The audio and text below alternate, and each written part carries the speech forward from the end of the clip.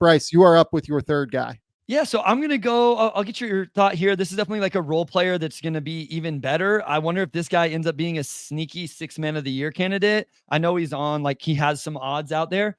I'm going to go Deuce McBride with the New York Knicks. Sure. And I think this this is definitely an opportunity play, along with just like this dude is taking advantage of the opportunities he's gotten.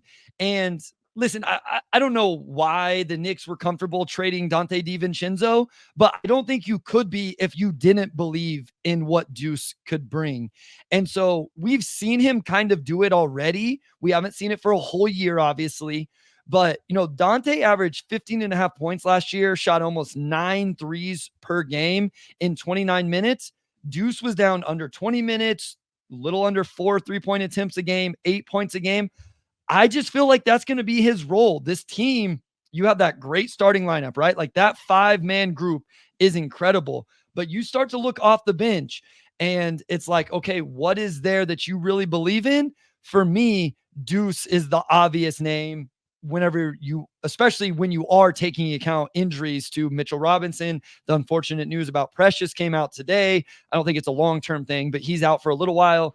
Like, Deuce is going to be huge off the bench for that team. Well, and whatever the fuck is going on with Mikal Bridges' shot. Like, I mean, like, he's been pretty open about talking through, like, hey, I'm trying to get my shot back to the Villanova days. And all of that is true for what it's worth. Like, he's not, like, they did try to change his shot when he came into the NBA. That was real. That is, I mean, I've talked to people about it. I've been talking to people about it for years now. And he is a guy that tinkers. Like, he's a guy that really tries to, like, go through little spurts. And everyone's just like, oh, why don't you just go back to the shot that you had when you made 42% from 3 with the Suns or whatever? And it's just like, that's not really the way that it's not the way muscle memory works. Like, it's just not.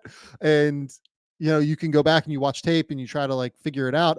He's such a smart, human being that I think that he'll figure it out at the end of the day. I think that he'll try and, like, make it, he'll get back to whatever it is, and he works incredibly hard. But yeah, I am definitely in on Deuce, if only because I think that the perimeter defense is I didn't even mention the defense.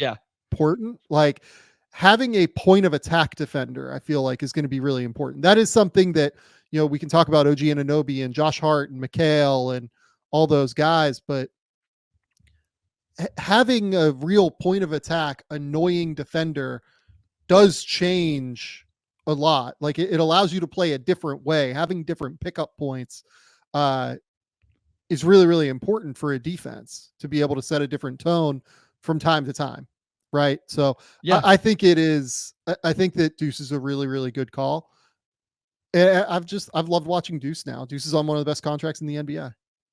I was trying to look up the lineup data to see how much him and Brunson played together, because the point I was going to make is I don't think Tibbs, and our guy Andrew could talk about this a little bit more when he joins us for trivia, but I don't think Tibbs is afraid to play those small 2-guard lineups. You know what I mean? So, like, I think, like, that's obviously something that they could go to. So Brunson and Deuce McBride. That's not what I wanted. So just keep talking. I'll grab the numbers. Yeah. So you look it up. But, we have seen, Andrew puts in the private chat. He is not, we saw in the preseason, I think we saw Deuce, Shamit, and Kolick all together, or Campaign. It was Campaign, whatever combination of those 3 smaller players. So I think there's even, as you mentioned, that perimeter defense.